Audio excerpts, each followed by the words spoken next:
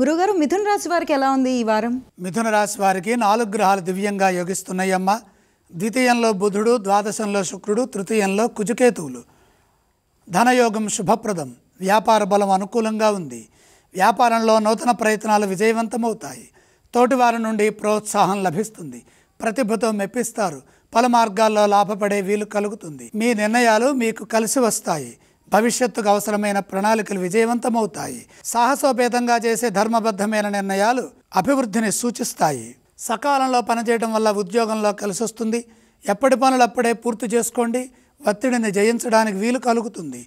మాటలో సున్నితం అవసరం. మాట పట్టింపులకు పోరాదు. చంచలత్వం లేకుండా ఏకాగ్రతతో పనిచేయండి. మీ పనులపైనే మీరు శ్రద్ధ నిలపండి. ఇతరుల విషయాల్లో ఎట్టి పరిస్థితుల్లో కలగజేసుకోవద్దు. అపార్థాలకు అవకాశం కల్పించవద్దు.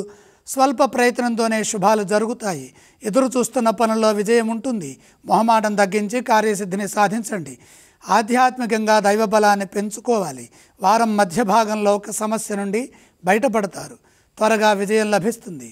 మిథున రాశి వారు శ్రీ దత్తాత్రేయ స్వామి వారిని స్మరించడం మంచిది.